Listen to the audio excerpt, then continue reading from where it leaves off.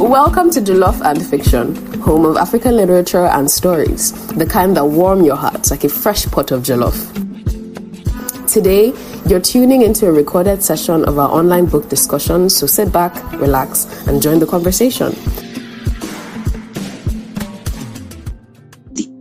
Everyone, welcome to today's review. My name is Tehila Ejugu and I'm excited, glad, honored to host today's review. Thank you for the opportunity. I'm personally excited for the book of memory. I personally love Petinah Gappah ever since I got introduced to her through this book, by the way. I have a hard copy of the book and I just loved it when I first read it, and I read it again, and finally read it again, now that it has been introduced to the book club. So I would like to first of all start by asking what first came to your mind when you saw the book of the week. What did you think about the book in general?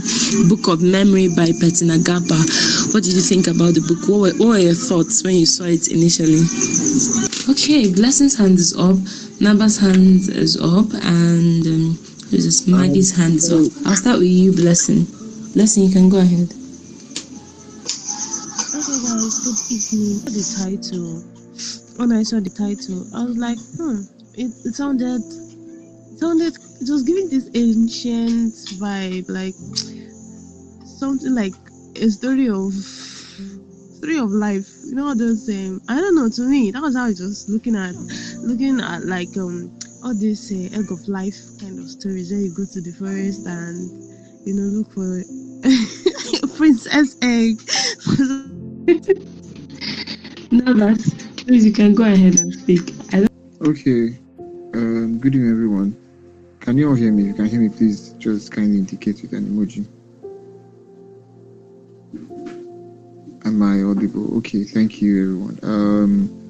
I think when I first saw the title, I felt it's going to be about remembrance or some kind of thing. Although the theme of the book, like the whole subject was about a girl's memory, but I didn't know that memory would be like the name of the girl in question. So I think that was what I didn't expect. That was the plot twist, or be the title twist, however you would want to call it.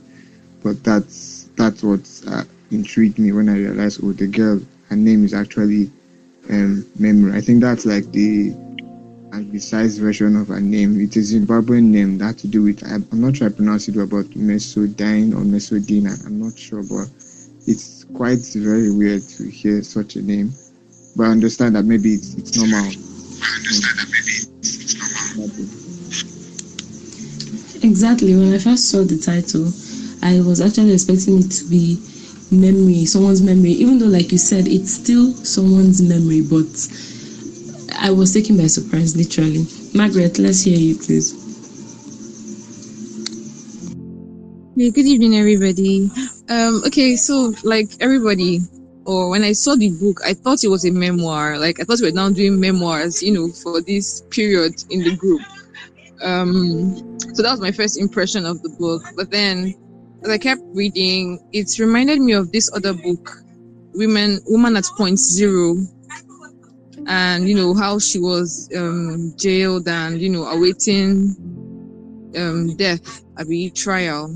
So yeah, that's what I thought initially reading the book. Thank you. So thank you. And finally, Olivia. Hi, Olivia, you can speak, please. Your hand is up, or is that a mistake? Sorry. Hello, everyone. Good evening.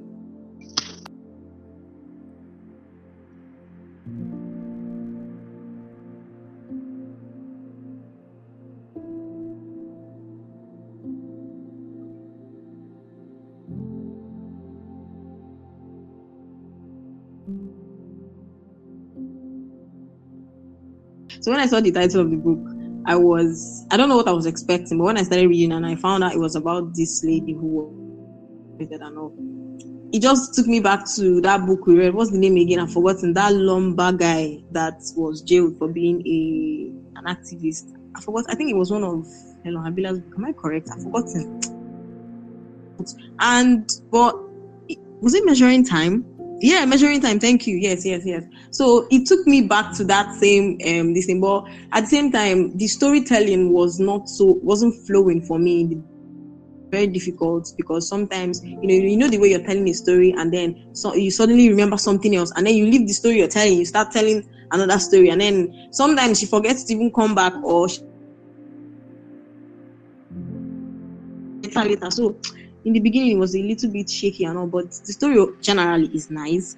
But I would say her writing style was a little bit challenging for me, and yeah, like it was nice. I enjoyed it.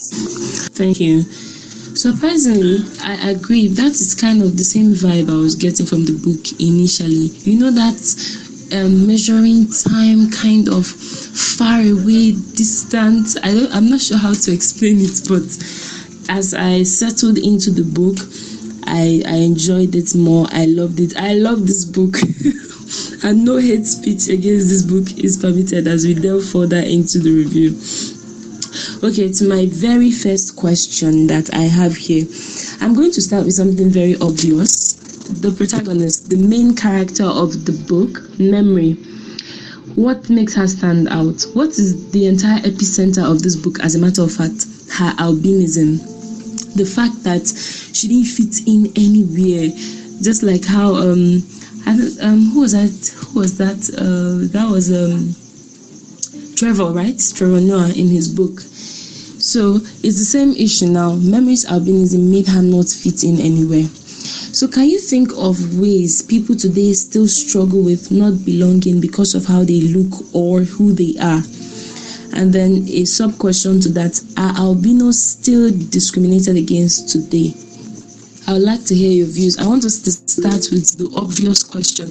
The very thing that this book is centered on, and what led to all of this was the fact that her skin color, her skin was different. So do you think albinos are still discriminated, or everybody has sense now and we have made progress in civilization? Let's hear from Chiamaka. Hi, good evening, everybody. Good evening. Hope you are fine. So, to the question of the day, if albinos are actually still discriminated, and the honest truth is that yes, they are. People are still wary of them. Yes, I know that they're like, oh, like we have evolved to some extent. Like people are no longer scared, but some people are still scared. So I went to the market. This is a personal story. I went to the market one certain time like that, and there's this albino child. The boy is so handsome. Like the boy is he has like he's they are scared now, and then his lashes with the eye. He was so handsome, but he hugged me from the back. I don't know. He hugged me from the back. The next thing I heard was, "Come on, Mama." They said it in Igbo. They shouted at the boy to just get out. That why is he hugging strangers? That's because he's an albino. Like they used to do stupid things because they are because of their skin color that they don't used to see well. And I was like, in 2025, instead of you to correct this child with love and be like, oh, don't hug a stranger. You're like, oh, it's because you're an albino, you can't see well and stuff like that. And they still discriminate against them. You will see, you'll be standing in line and you see an albino person. They will just be like, oh, giving the person space as if the person is carrying one like dreaded disease or something. So yeah, they still discriminate against them. Thank you.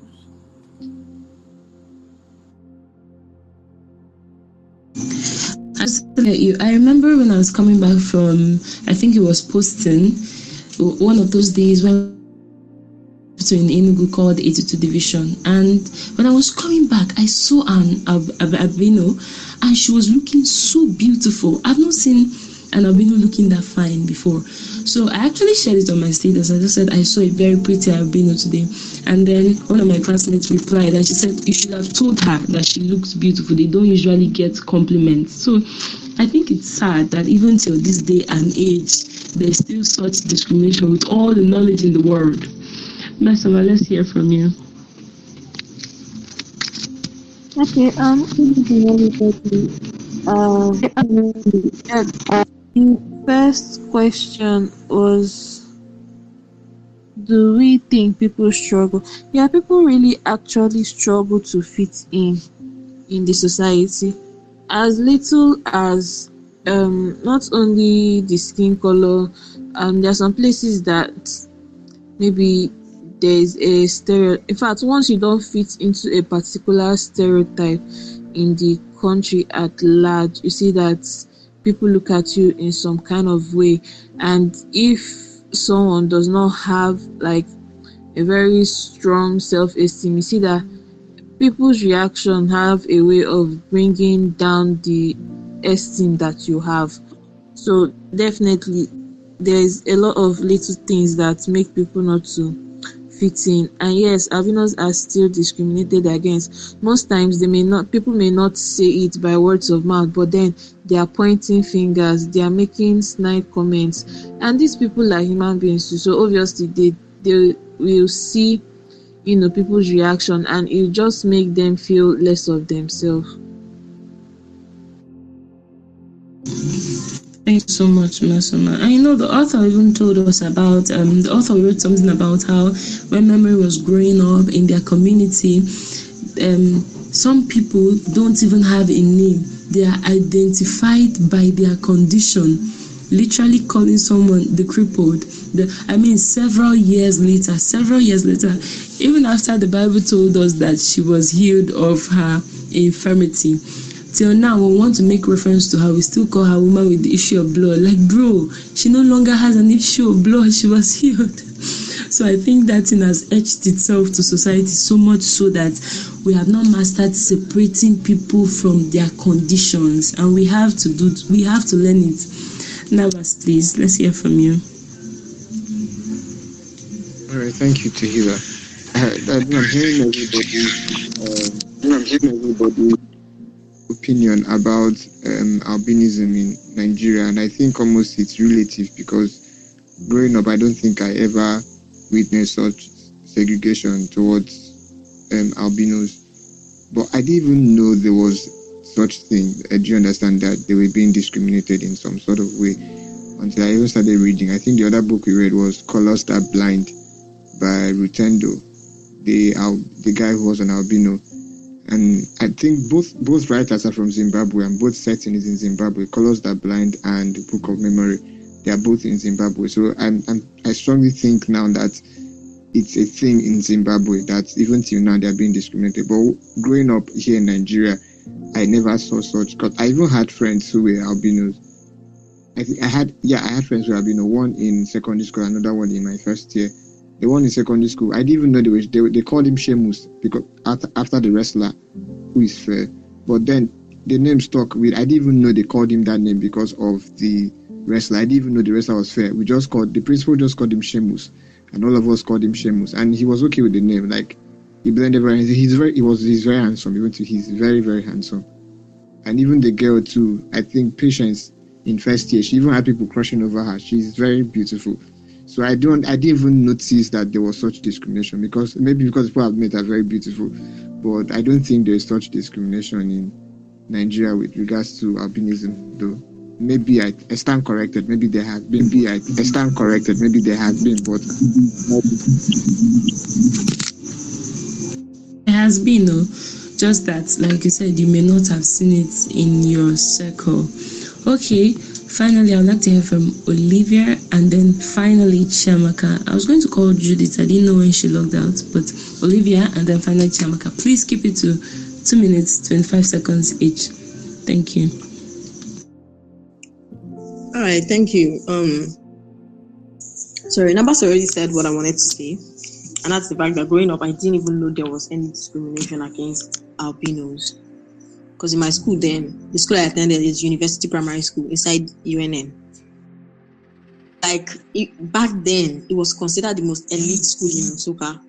So if you are in UPS or USS, University Primary School or University Staff School, anyone you choose to call it, you're like an elite child.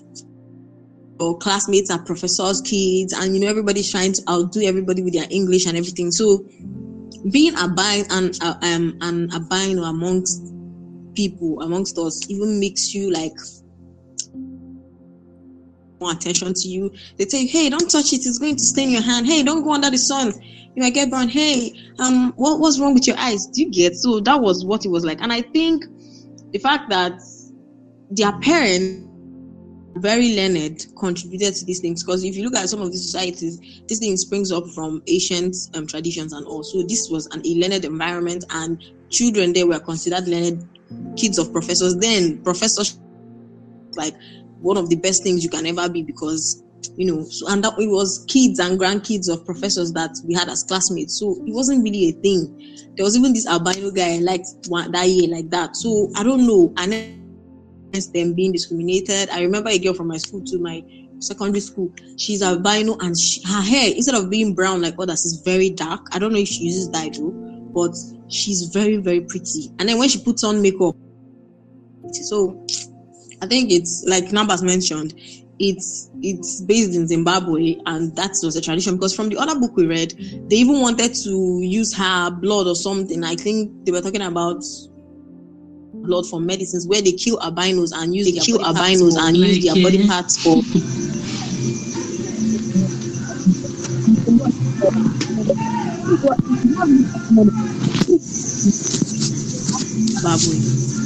Zimbabwe. Thank you, Olivia. And finally, Chamaka, let's hear from you, please. Nabas and Olivia, you guys are just like fortunate enough to not meet that discrimination. Like where I grew up, like the part of Enugu I grew up, because I grew up in like Enugu, it was bad. Like you cannot be walking on the road and you see an albino person and you do not insult that person. They do insult them. Like there are cases that parents abandon their children, they give birth and the baby is like an albino. They'll be like, no, come up here. Like they speak it in Igbo, but they're basically like, it's not me that give birth to this child, though. Like albino is not in our lineage, oh, go and know what to do to this child. That time, if you go to motherless babies home, you will see albino children. There are plenty there. And there is this particular girl. Her name is Juliet. I pray the girl heals. Like I pray from the deepest part of my heart. I pray she heals. So in our secondary school, albinos do not go out in the sun because their skin gets butchy when they go out in the sun, and they are not supposed to stay in a dirty environment. They develop rashes. And now the problem is that the rashes is not as if like a melanated person gets rashes, it's not going to be reddish or something, except the person is very fair. But when they get rashes, like it's very, very red, like blood red. So there was an infection going around in the hostel. That time Junior was there. Like she was my junior. She was in JS2, I think. So someone got crocro. Like there's these blisters forming in the hand. They get it from dirty waters, and the girl got this stuff. Like in the dining, if she comes to the dining room, people will give her space. They're like, nobody sits with her to eat. Nobody bathes with her because it's burdening. You people bathe, like you just bathe together, but nobody bathes with her, nobody sits with her, nobody shares anything with her. She was just there. Like there were times you see this girl crying so much because people, and if she cries, she would turn red and the thing would get worse. And people were just like giving her the I don't want to be associated with this person. So and the thing lowered the girl's morale very, very low. So I just pray that she will heal very well, because there was this guy I saw her on the road and she was walking so timidly. I was like, now waiting this could do you beat this, because I was in a bus and I could not stop and greet and everything. So I just pray she heals. In this part of Enugu, they do discriminate against them openly. Thank you.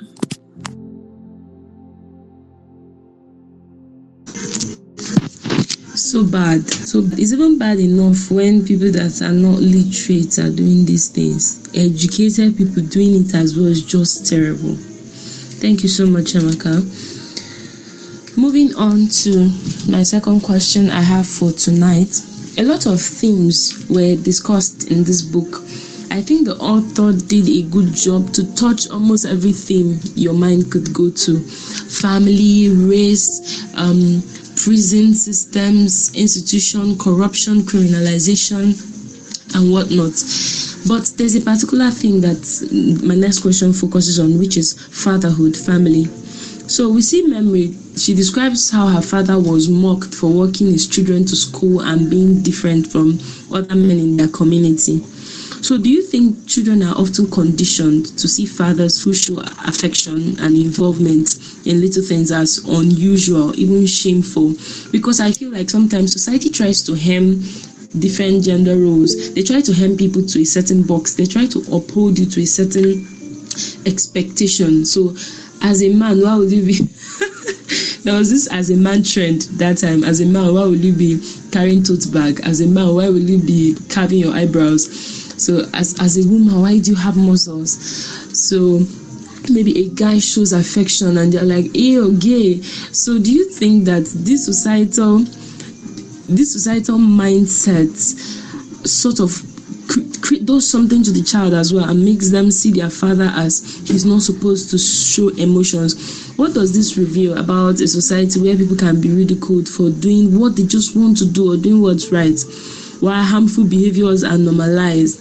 How do these attitudes shape the way children grow up to view family roles and expressions? So what do you have to say about society saying this is how a child should be, and this is how drivers should behave, and this is how fathers should dress, and guys shouldn't wear pink, and a lady shouldn't have large toes?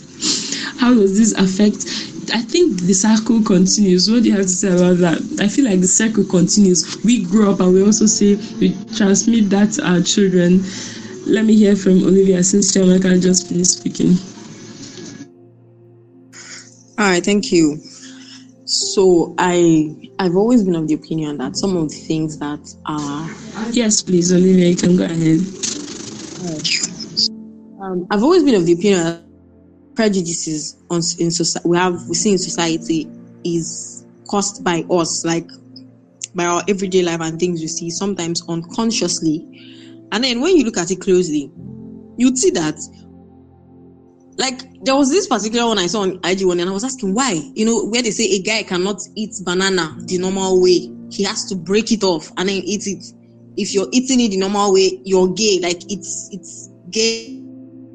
How would I put the word now? Like, it's insane to me. Why would you think that? Why would you think that a guy should not carry tote bags? Why would you think that? Some of these things, I'm asking myself, some of them are so useless, and I'm asking myself, who, like, so, and in this case now, you see Memory talking about how our father will carry them, proudly carry the smallest one. Is it Moby? I pronounce that Moby. I don't know how they call it.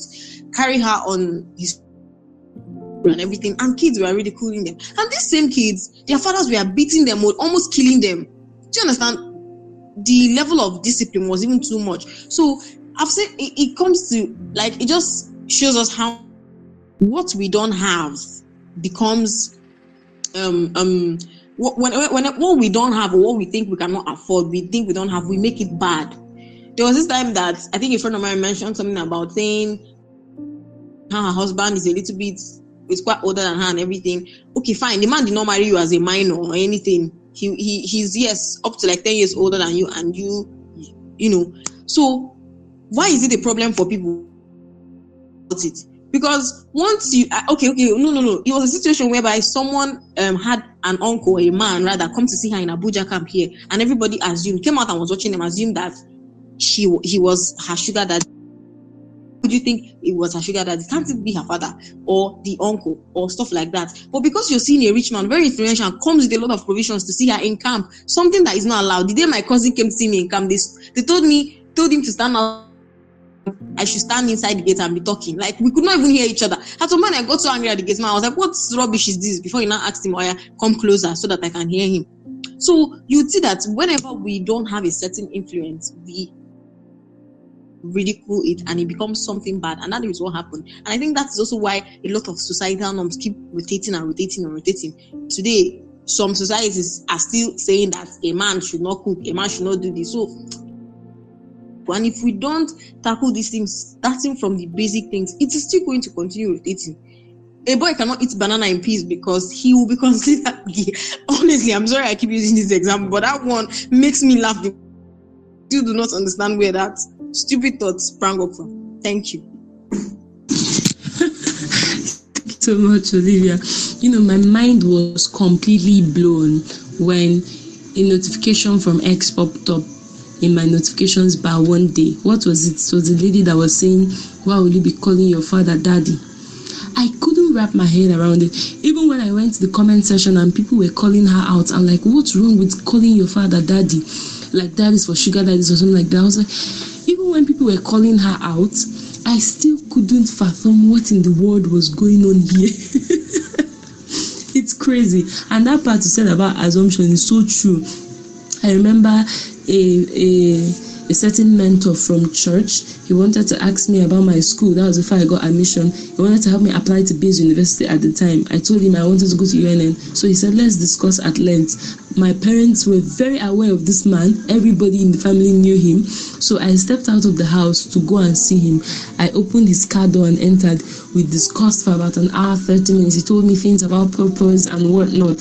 Only for me to come down from the car and a certain family friend now calls me aside and say, just because your father doesn't have money, that's not why you'll be fooling men about. I was too dazed to speak. I was like, did you see who I was in the car with? Is it so once you enter a car, you are automatically in a sugar daddy's? It was just unbelievable. Society will. That's why in this life, do your thing with your household and be at peace with your God and don't let anybody bully you, because people have assumed far in their hearts. Don't even let anybody bully you. Please, Uzoma, I would like to hear from you because you haven't spoken today. Okay. What I just wanted to say is that I think in a way I'm very guilty of this kind of thing. Like the example you mentioned about boy carrying tote bag.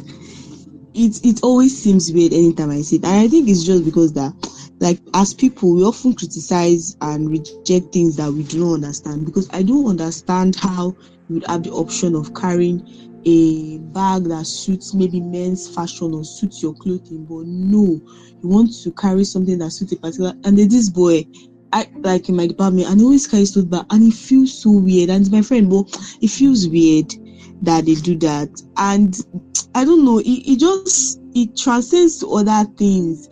Like, I remember this time, Seth, when I was coming to UNN for the first time, and my dad was trying to, like, my dad came to the park now, as usual, wanted to see me off. And as the car was moving, I noticed that his eyes were shiny, like he had tears in his eyes. There I was going to university for the first time. And I like, sometimes when we're talking about parents, I want to bring up how my daddy cares for me, and they'll be like, how will your daddy be crying and you're going, ew? Your dad, they cannot understand why my daddy would cry, and because I'm going to school, just going to school. Like, they don't, sometimes I don't know why people think like that. Or the one that is even worse, I don't even know, the one that transcends to my brother, I don't know where he thinks all those things. So he's saying, like, he cannot use umbrella. Like, the sun was scorching. Ibuka, collect the umbrella. He was like, no, you stay under. And it was under the sun. And it was just because of other boys were there. And he was like, if he holds the umbrella, they're going to mock him, laugh at him for holding. I say, you want someone to just beat you? I don't even know what to say. This thing is so much. I beg. Thank you, Uzo. I think I have to agree with you there when you said something about it being weird. I think we shouldn't dismiss the fact that some things are naturally feminine. I don't know if you're getting me. Like, I was telling someone that when I visit, I'll give him flowers. He was so upset. He just instantly said, flowers for what? Flowers is for a girl to receive, not for a guy. So I was just saying that maybe I agree that some things are masculine, some things are feminine, but that does not mean that every little thing will now turn it into gender war. Chamaka, please, let's hear from you. Oh, hi, finally. Good evening. This is the 10th time I'm greeting. But the thing is that we live in a society that have sexualized every single thing. They're all like, oh, men, there was a time in my TikTok, if I come online, I'm going to be saying, as a woman, you should not, as a man, you should not. I was like, what's that one? I've just swiped up. I wouldn't even wait to see as a man, as a woman. Because this thing is safe. If we start going back to the dates of civilization, people that bags were made for, women were not made to carry bags. Sorry, but they did not make bags for us. Unfortunately, heels were not made for women. I know, but let's date it back to the centuries that started civilization. It was made for men. In early England, they made heels for short-cut men because there was so much incest in the royal family, like they were reproducing amongst themselves. So there was dwarfism. Like they were very short people, very, very dwarf. So they made heels for them that they would be able to stand and feel taller than women, so that they will not be in the same height. The corset that we want to use and kill ourselves was made for men. Yes, it was a fashion for men. What else? Bags were meant for men in the court. Tote bags. Do you know where tote bags started? Tote bags started like as small as saddles. If you check the tote bag, you see that it has the shape of a saddle or a bundle bag, if you call it that. But that bundle bag is made for men to carry documents to the courts for court sections. It was not for women. In fact, for example, let me just tell you people, you see, as they're sewing clothes, and you're like, put pockets for me. It is now that we enjoy the privileges of having pockets. Because one, men do not make, in the olden days, men were cooks, men were tailors. They do not make clothes that have pockets for women. It was even when civilization started hitting up and they're like, women rights, women this. But we live in a society that centralizes everything. You wear a gown. Oh, why is a man wearing a jalab? I'm like, why would that be your concern, sir? In the olden days, they wore long gown, whether they are male or female. It does not really matter. So, for example, you see people be like, oh, as a man, you should not use skincare. I'm like, you should not use skincare, so you should look like a tout because you're a man. The one that used to pay me is when you see your fellow man buying cream to look good, like moisturize their body, you're like, oh, why are you using cream? Is it feminine? It's not. Come on, will you shut up? It's not feminine. It means that the person is taking care of themselves. It is that we live in a society that just centralizes everything. If you do something, they just see it as, oh, a woman should. So it goes so far as a mother training her children. Every day, the girls are doing house chores, and the guys, they just relax, they don't do any shit. Oh God.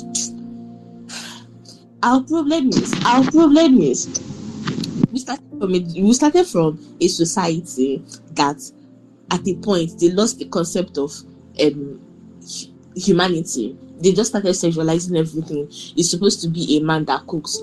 Before, women did not even have the privilege of cooking. It was men. Men cook and served women, funny enough. But now you hear things like, I would never enter the kitchen. Yeah. Even if you see somebody, the person is hungry, the person's intestine want to fall out, they're still looking for a woman that's going to come and cook. Thank you so much, Chamaka. I'm going to have to cut you short here. I could listen to you all day. I think you have personal experiences. You are speaking with so much passion. The long and short of it is that, please, it begins with us here.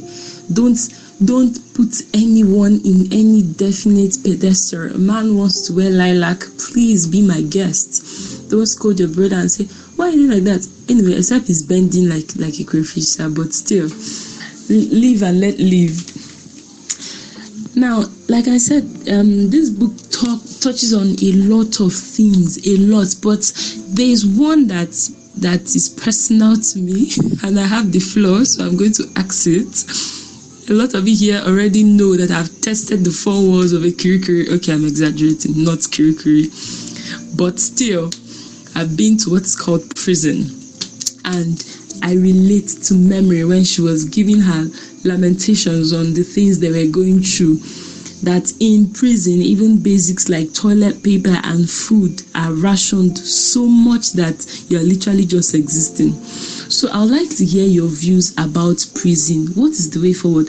What does this tell us about society, how it treats people once they are locked up?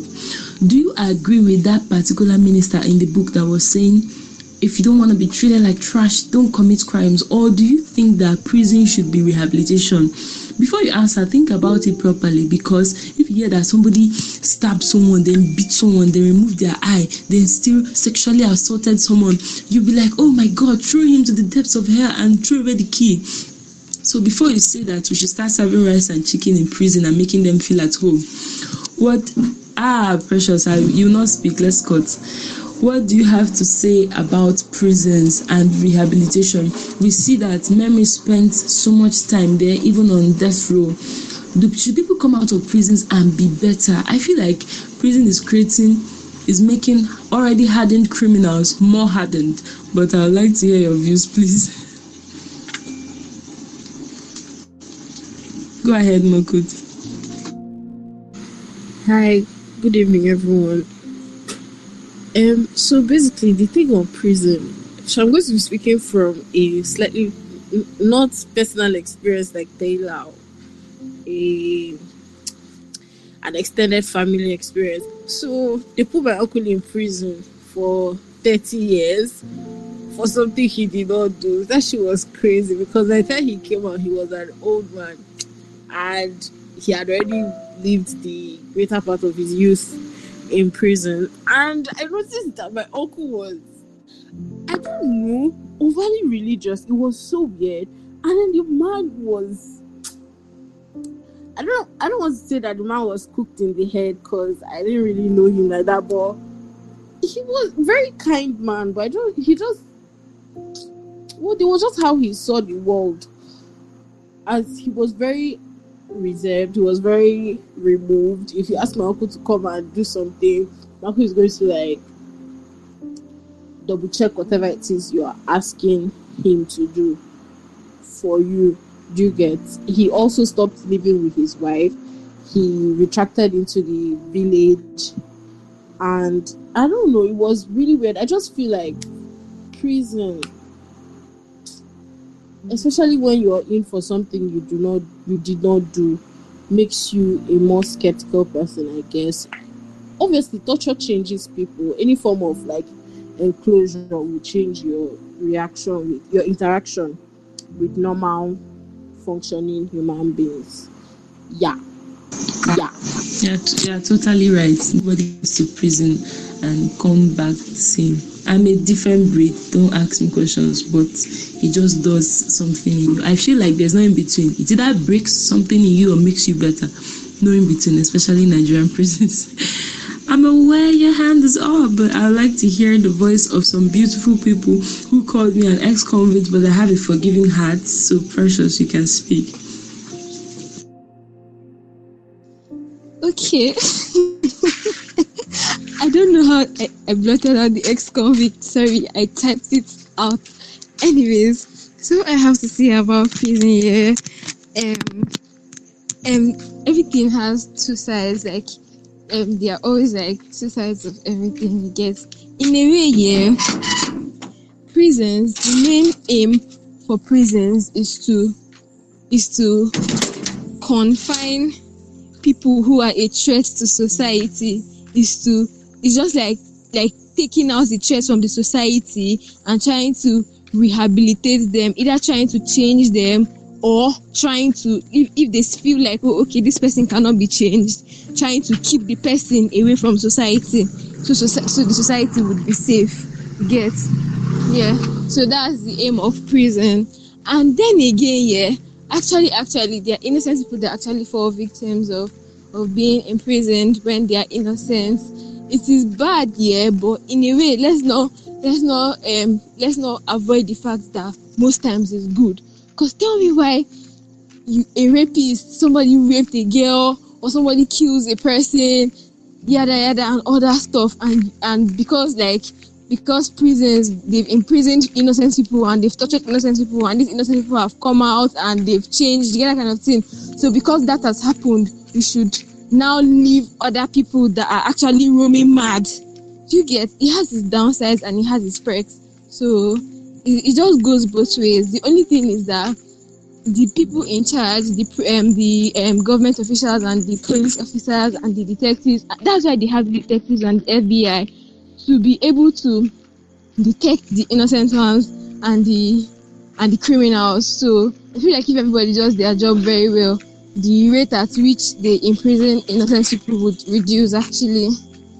Yeah, that's what I have to say. It's true, Sha. It's true. Thank you. impute. But someone said it's better to let 100 guilty roam free than to imprison one innocent man. I just feel like when you find out that people have been behind bars for things they didn't do, literally languishing in so much decay, you just feel for them so much. Yes, Chemaka, please go ahead. Finally, you know that my hand was up. I just like abusing other people. Let me not even waste the time that they give me. So, prisons in Nigeria. God, I beg. It's actually a very sensitive topic. It's sensitive in the sense that a lot of people actually deserve to be there. Some people are born psychopaths, while others are sociopaths. So they deserve to be locked up. They're not even supposed to see this thing. They're not even supposed to see the light of day. But then there are other crimes that if you look at it, you'll be like, oh, this is not the reason that somebody is supposed to be hurting there. But anyway, they did one thing or the other that made them there. And for the innocent people, sorry for them. But there's something like Nigerians need to address. Now, I know that prisons are supposed to be like correctional centers and what else. But the prison in Nigeria, that place is not prison. It's actually a dog house or a pig house, depending on how you look at it. And they strip humans there of their basic human rights. Prisons are supposed to be like a correctional facility or something else. But the prisons in Nigeria, they strip people. They make people feel like animals. They make people feel like they are not humans. And you know how bad it is to make people feel like they are not humans. So someone close to me actually told me that he spent some time in prison. And looking at this guy, you will not even believe that the guy spent a time in prison. So I asked him what happened. He said he was a boy for somebody, like apprentice for somebody. And one day he was opening the shop and he got a customer, something like that. His neighbor snatched the customer, those normal parole in the market. So he told the boy that, why would you do something like this? The boy insulted him. He left the boy. So days go by, he was bringing out markets from the shop and the guy looked for his trouble. Before you know it, he started fighting and he injured the boy. So the oga of the other apprentice that he injured said that why would he injure the boy? He locked him in the prison. He locked him in cell and denied bail, denied hearing anything, and said that he should just spend time there. He said that they don't give you food. That you see this thing that they're saying that, in prison they will give you beans. You never see beans to eat. If you want to poo-poo, you poo-poo on the cell there. Like you poo-poo in the floor there and just pack it one side. Is it the mosquito? Is it the urine? You just face one side of the wall and wee there. Do you know what it means for somebody to be there? Is it that they keep for them small containers? That's the container that they use for peeing for the day. And what else? The place, they don't give you food. You have to earn money. So that place, this thing that they used to say, if you enter prison, that place you have to buy. They used to say, if you enter prison, that place you have to buy it. It's truly so terrible, Chamaka. It's so terrible. I would know, right? I'm so sorry. I have to chime in. Finally, Olivia, please, before we'll soon end. That's why. Thank you so much. Thank you. Okay, what I wanted to say is, while reading this book, the thought actually came to mind, and I was of the opinion that I think the system should work on not because you're trying to enable these criminals. There are some set of criminals I think they deserve almost anything that comes to them. People like who intentionally murder people, especially these ones that would dismember, throw it about, this kind of what's the word? Psychopaths, right? These psychopaths that will kill you, dismember your body, and then these ones that rape too. These two sets, they don't necessarily have to suffer. I don't know how to put this, but they should really be put up for rehabilitation, because I don't think it's normal that somebody will wake up with an intent to kill another and then also carry out such act on a woman and stuff like that. But aside that, I think the prisons should be rehabilitated. I was thinking about it and I'm like, they should build good prisons. And send people to go.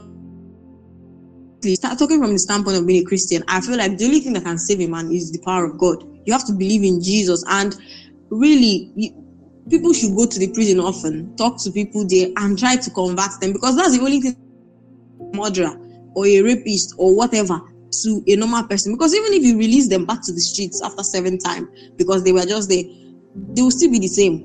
And that's why when you watch some of these American movies, it's a thing of gangs. They are not even trying to change or anything. They are just forming gangs up and down. And when they come out, some of them who come out still continue beefing each other outside prison. These gangs inside prison also have members outside. They are fighting inside. Their members are also fighting themselves outside. So it doesn't make sense. So prisons should really be reconstructed, because the main reason for it is not even being the main reason for it is not even more effect. So, and I also think that depending on the kind of crime you commit, there should be a separate prison for them, not just separate cells, separate prison. Murderers, rapists, those kind of people, pedophiles, they should have their own prisons, because they grounds. Then maybe smaller crimes like theft and all these things can have a separate place, because all these murderers and pedophiles are the ones that come and start preying on the weaker inmates who just came in there for theft and all these things and start raping them, things to them and everything. So but then in Nigeria prison system.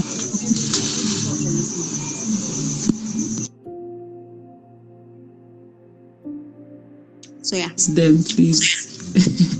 I think that I think you would agree with me that Petina did a very good job to touch on various societal issues, and there are still so much more to discuss. I even have a very personal question that I find very intriguing, and I really wanted us to discuss, but time is up. I'm so excited once again to have had the opportunity to host this review, and it's always refreshing hearing your very inspiring, rich, aggressive thoughts, but still rich. And I'm always better and wiser and more knowledgeable than when I came in. I'm always living richer and fuller. Thank you once again. Don't forget to hit the follow button and tap on the notification icon to stay updated. That's all for today's episode. To join our book club or stay updated on future discussions, follow us on Instagram and X at Jollof Book Club, Jollof with a double F. And thank you so much for listening.